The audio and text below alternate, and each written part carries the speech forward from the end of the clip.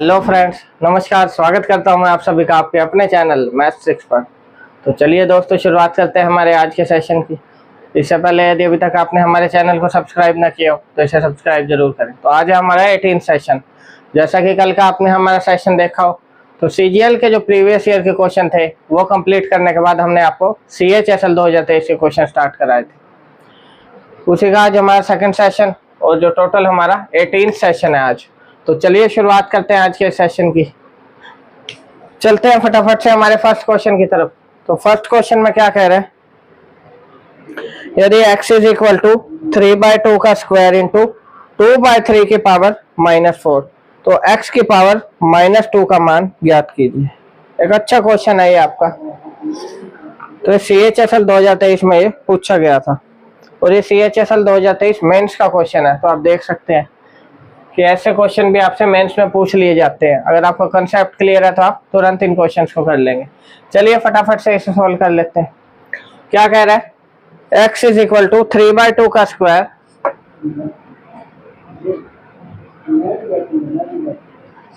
Into में 2/3 की power -4 और आपसे x की पावर -2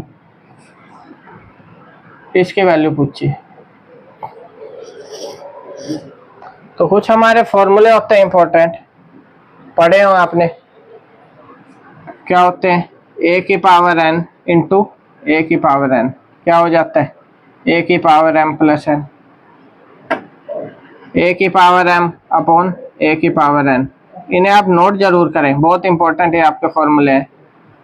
a की पावर m माइनस n, जैसा कि x की पावर -2 लिखा हुआ है तो क्या मैं इसको 1/x² लिख सकता हूँ? बिल्कुल लिख सकता हूँ। पावर ही तो ऊपर आने के बाद नेगेटिव हो जाती है। यहाँ पे मैं यही चीज अगर करूं तो 2 मेरा क्या चला जाएगा नीचे, अगर 2 की पावर 4 करना है और 3 तो इसको मैं क्या लिख सकता हूँ, क्या 3/2 की पावर 4 नहीं लिख सकता? ध्यान से देखें आप, क्या 3/2 की पावर 4 नहीं लिख सकता? इसको बिल्कुल लिख सकता हूँ। सेम यही केस यहाँ अप्लाई हुआ। 2 नीचे चला गया तो +4 होगी उसकी पावर, और 3 ऊपर आ गया तो उसकी पावर +4। यहाँ आपका 3/2 एज इट इज है और इसकी पावर 2। अब आप इस चीज को देखें और एक बार इस फॉर्मूले को देखें।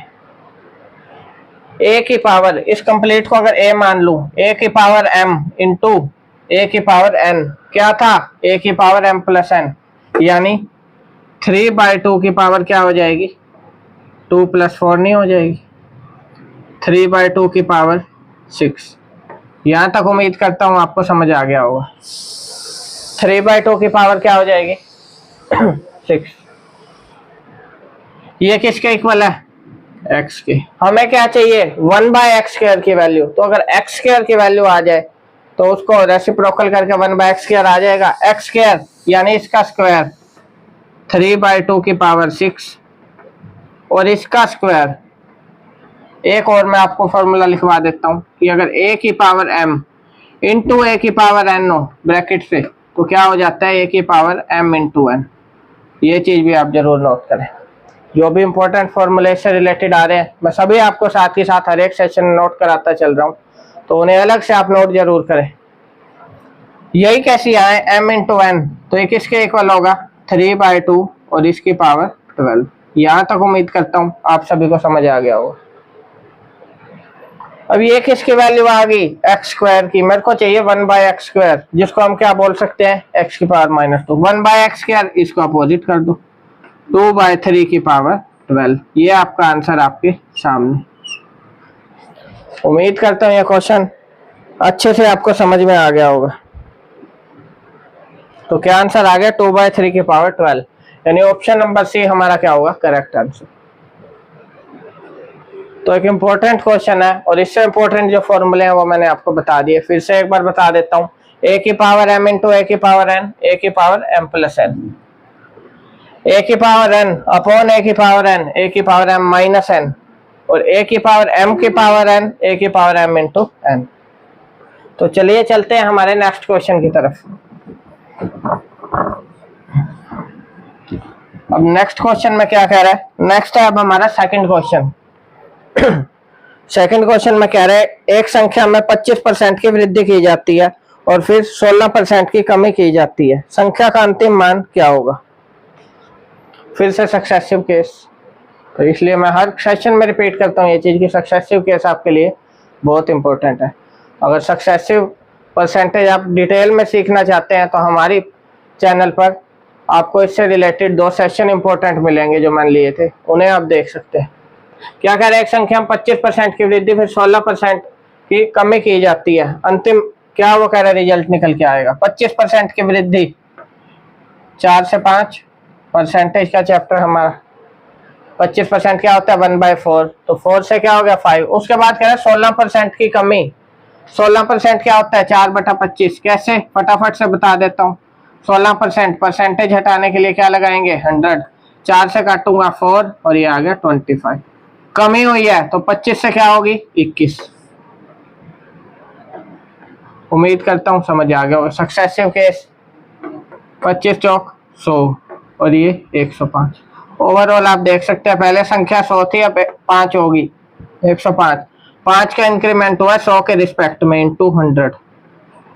5% की क्या हो रही है वृद्धि यानी इंक्रीमेंट। ये आपका आंसर आपके सामने बाय सक्सेसिव परसेंटेज। तो सक्सेसिव केस परसेंटेज सभी आपके चैप्टर इंपॉर्टेंट है, इन पर मैंने पहले ही स्पेशल सेशन ले चुका हूँ, उन्हें आप जरूर देखें अगर डिटेल में पढ़ना चाहते हैं तो। और एक शिफ्ट में आप देखें इससे रिलेटेड क्वेश्चन जो है रिपीट हुआ है। तो चलिए चलते हैं नेक्स्ट क्वेश्चन की तरफ। तो इस क्वेश्चन का आंसर होगा आपका 5% की बढ़ोतरी। चलिए थर्ड क्वेश्चन देख लेते हैं फटाफट से। अब थर्ड क्वेश्चन में क्या कह रहा है, एक व्यक्ति ने साधारण ब्याज से कुछ धनराशि उधार ली, 3 वर्षों के बाद उसने ऋणदाता को 4/3 राशि वापस कर दी, ब्याज की दर बताइए। एक और अच्छा क्वेश्चन है साधारण ब्याज से रिलेटेड। तो आप देख सकते हैं जितने भी यहाँ पर आपसे क्वेश्चन पूछे जा रहे हैं उनका जो टॉपिक है परसेंटेज हो, सक्सेसिव परसेंटेज हो, सिंपल इंटरेस्ट यानी साधारण ब्याज, इन सभी पर मैं ऑलरेडी स्पेशल सेशन ले चुका हूँ, तो आप उन्हें जरूर देखें। एक बार फिर से मैं कहना चाहूंगा आपको, क्या कह रहा है, एक व्यक्ति ने साधारण ब्याज की दर पर कुछ राशि उधार ली, 3 वर्षों के लिए ली। 3 वर्ष के बाद उसने ऋणदाता को 4/3 राशि वापस की। 4/3 मतलब 3 ली थी और वापस कितनी करी 4। राशि का 4/3 किया ना, मतलब 3 ली थी और 4 वापस करी, तो ब्याज कितना आ रहा है, मैं इसको अगर x मान लूं, यानी ये तो है आपका मूलधन यानी प्रिंसिपल जो उसने उधार ली थी, ये है अमाउंट जो उसने वापस की। तो अमाउंट माइनस प्रिंसिपल क्या हो जाता है हमारा इंटरेस्ट, जानते ही हैं। इंटरेस्ट कितना है 1x, तो 1x है इंटरेस्ट कितना 3 साल का। अब ब्याज होता किस पे है, एक ब्याज आ रहा है 3 पे। सिंपल इंटरेस्ट के फॉर्मूले से समझा देता हूं अगर आपको इसमें कंफ्यूजन हो। क्या फॉर्मूला होता है PRT/100। एक ही फॉर्मूला आपको याद रखना होता है सिंपल इंटरेस्ट, ये होता है सिंपल इंटरेस्ट का फॉर्मूला। कितना है interest x, principal 3x, rate आपको निकालनी है, टाइम है 3 साल अपॉन 100। x की वैल्यू यहाँ से आपको रेट की वैल्यू x से x कट जाएगा, क्या आ गया 9r is equal to 100। r की वैल्यू निकल के आ गई 100/9, यानी कितना आ जाएगा 11.11% या फिर 11:1/9% विल बी योर रेट। तो ब्याज की दर क्या होगी 11 सही 1/9%। उम्मीद करता हूँ ये क्वेश्चन भी आपको अच्छे से क्लियर हो गया होगा। तो ऑप्शन नंबर सी 11:1/9% वार्षिक, क्योंकि वार्षिक दर पूछी है उसने, तो वार्षिक दर क्या होगी 11:1/9%। उम्मीद करता हूँ अभी तक मैंने जितने क्वेश्चन कराए हैं तीनों के तीनों क्वेश्चन आपको अच्छे समझ में आए होंगे। कोई भी कंफ्यूजन हो तो आप इस सेशन का कमेंट कर सकते हैं, हमारी टीम के द्वारा आपको जरूर उसका सॉल्यूशन प्रोवाइड किया जाएगा। तो चलिए चलते हैं फटाफट से हमारे नेक्स्ट क्वेश्चन की तरफ जो है हमारा फोर्थ क्वेश्चन। अब फोर्थ क्वेश्चन में क्या कह रहा है फोर्थ क्वेश्चन में कह रहा है ट्रायंगल एबीसी में एंगल है 85 डिग्री और एंगल सी क्या है 58 डिग्री। तो फटाफट से एबीसी ट्रायंगल बना लेते हैं।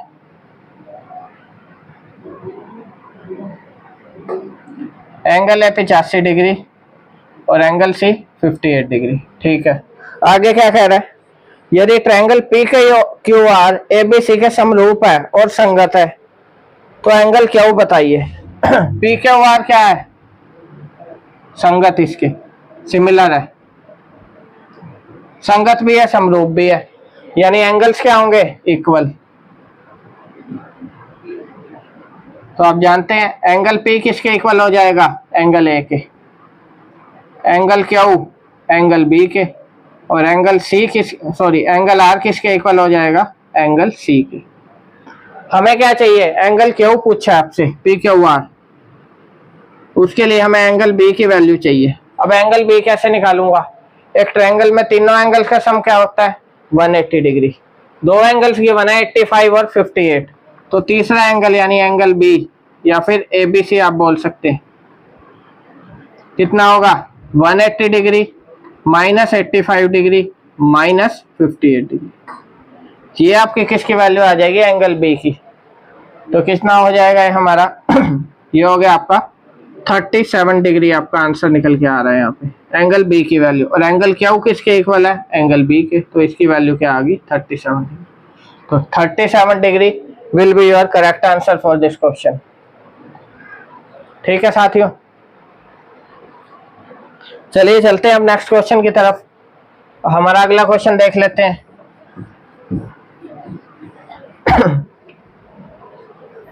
नेक्स्ट क्वेश्चन में क्या कह रहा है, नेक्स्ट है आपको ये एक स्टेटमेंट दी हुई है, क्या कह रहा है, √625 प्लस √625 बाय 100 प्लस √625 बाय 10,000 और ऐसे ही 625 बाय 1 लाख का मान बताना है आपको। तो सॉल्व कर लेंगे इसको। √625 किसका होता है, 25 का, क्योंकि 25 का स्क्वायर ही तो होता है हमारा 625, प्लस अब है √625 डिवाइड बाय 100, तो 100 का स्क्वायर रूट 10, तो 25 बाय 10। नेक्स्ट 25 बाय 4 जीरो है नीचे, तो बाहर कितनी निकलेंगी, 2। तो ये हमेशा आपको याद रखना है कि रूट में जितने भी जीरो होती हैं बाहर उससे आधी निकलती हैं। और यहाँ पे कितनी जीरो है आपकी, 6 जीरो है, तो 3 आ जाएंगी। यहाँ तक उम्मीद करता हूँ क्लियर हो गया होगा, बस आगे आपको ऐड करना है इनको। 25 प्लस 2.5 प्लस 0.25 प्लस 0.025, तो आपका आंसर कितना निकलेगा, 27, 25 और 2 27, और ये हो गया आपका, इसको अगर जीरो लगा दूं तो 7 5 50 25.025, ये आपको ऐड करना है। तो ये आ गया 7 7 और 5, तो 27.775 आपका आंसर आपके सामने। सिंपल क्वेश्चन है ये आपका, कैलकुलेशन बेस्ड। कैलकुलेशन का आपको ध्यान रखना है, छोटी सी भी गलती बहुत महंगी पड़ सकती है आपको। तो ऑप्शन नंबर बी 27.775 आपका क्या होगा, करेक्ट आंसर। चलिए आगे चलते हैं, देख लेते हैं हमारा नेक्स्ट क्वेश्चन। तो नेक्स्ट में क्या कह रहा है, एक चुनाव में, तो इलेक्शन से रिलेटेड ये क्वेश्चन है, चुनाव से संबंधित क्वेश्चन पूछ लिए जाते हैं बहुत जल्दी। मैं आपके लिए स्पेशल सेशन जिसमें सारे मैं इलेक्शन बेस्ड आपको कंसेप्ट सिखाऊंगा पहले, फिर क्वेश्चंस कराऊंगा।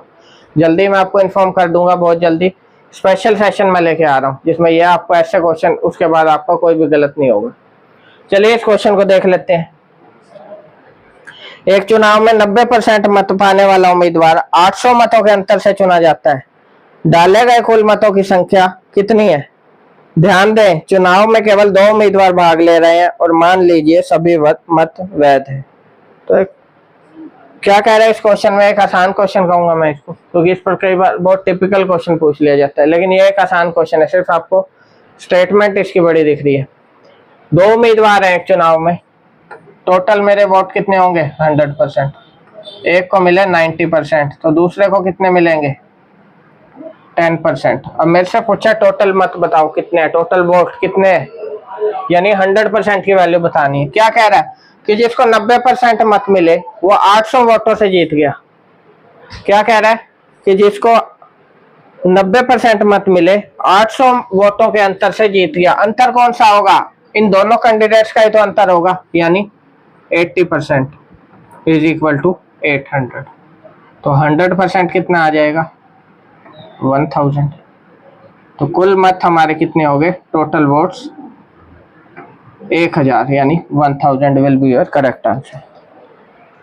तो देख सकते हैं कितनी बड़ी स्टेटमेंट थी, लेकिन आपका कंसेप्ट क्लियर है तो आप चुटकियों में इसका आंसर निकाल के आ जाएंगे। ठीक है साथियों, चलिए चलते हैं नेक्स्ट क्वेश्चन की तरफ।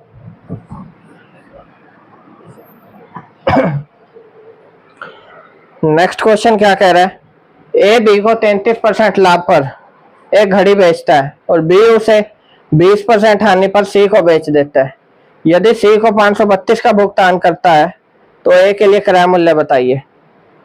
फिर से सक्सेसिव केस का, तो देख सकते हैं 7वां क्वेश्चन है और 7 क्वेश्चन में 2 क्वेश्चन आपके सक्सेसिव परसेंटेज पर बेस्ड आ गए। तो बहुत इंपॉर्टेंट टॉपिक, मैं फिर से कहूंगा कि आप अच्छे से इस कंसेप्ट को जरूर करें।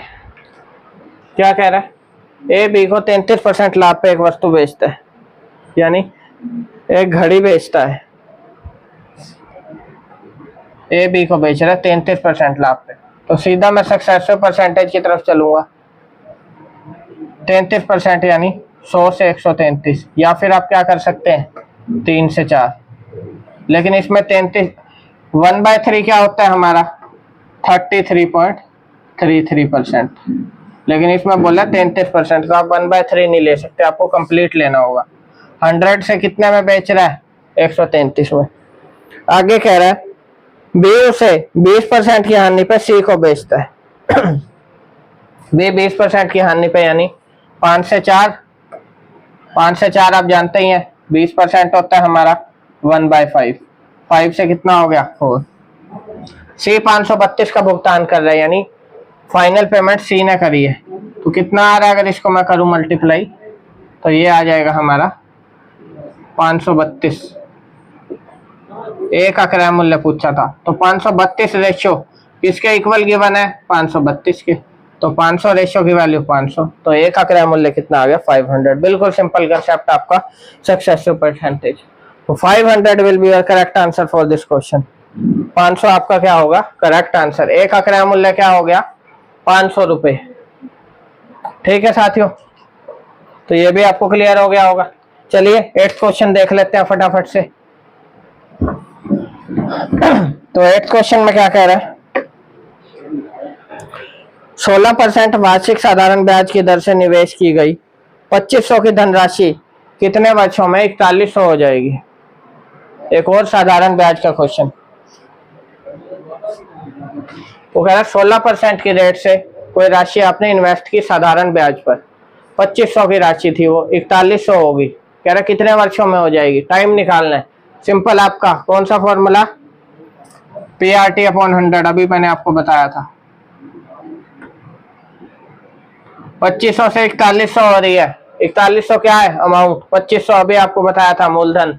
ब्याज कितना आ जाएगा? 1600। 4100 माइनस 2500, ब्याज आ गया 1600। प्रिंसिपल आपके पास है 2500।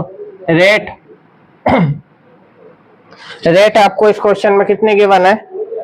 16%। टाइम आपको निकालना है,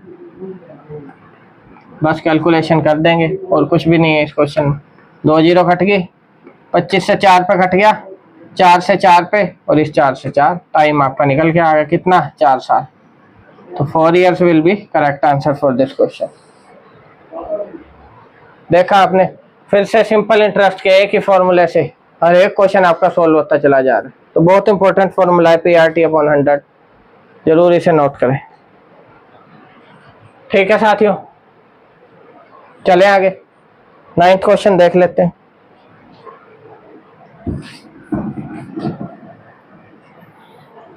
9th क्वेश्चन में क्या कह रहा? 10 वर्ष पहले पिता की आयु उसके पुत्र की आयु की 3 गुना थी। साथ के साथ मैं नोट करता चलूंगा ताकि दोबारा क्वेश्चन रीड करने में टाइम वेस्ट ना हो। 10 वर्ष पहले पिता की आयु, ये फादर की एज और ये सन की, पुत्र की आयु की 3 गुना थी। ये 10 वर्ष पहले थी। क्या कह रहा है? 10 वर्ष बाद पिता की आयु उसके पुत्र की आयु की दोगुनी होगी, उनके वर्तमान आयु का अनुपात। तो ये क्या कह रहा था, 10 वर्ष पहले पिता की आयु क्या थी, पुत्र की 3 गुना। 10 वर्ष बाद क्या होगी, 2 गुनी। वर्तमान आयु का अनुपात बताना है।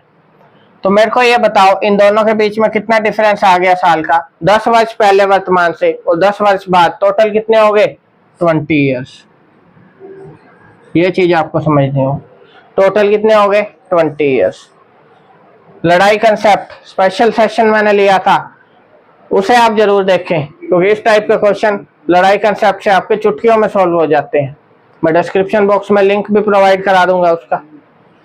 क्या होता है लड़ाई concept, 3 - 2 1 1 ratio is equal to 20 - 40 यानी 20।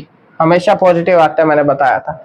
एक रेशियो की वैल्यू आ गई 20, कितना रेशियो है, 3 यानी 60। फादर की एज आ गई 60 और सन की आ गई 20। ये है 10 साल पहले एज। हमसे पूछा है वर्तमान एज, वर्तमान कितनी होगी, 10 साल बाद, यानी पिछले 10 साल से 10 साल बाद। तो इसमें कितना ऐड होगा, 10 10 दोनों में ऐड कर दूंगा। ये होगी 70 और ये होगी आपकी 30। रेशियो आपसे पूछा है, तो 7:3 will be your correct answer. तो कोई भी क्वेश्चन अगर आपका कंसेप्ट क्लियर है तो कोई भी क्वेश्चन आपका गलत नहीं होगा। तो आप देख सकते हैं जितने मैंने क्वेश्चन कराए हैं, कोई ऐसा सिंगल क्वेश्चन भी नहीं था जो आपका अगर कंसेप्ट क्लियर है तो सोल्व ना हो या डिफिकल्ट हो। ये CHSL मेंस में पूछे गए हैं 2023 में। ठीक है साथियों।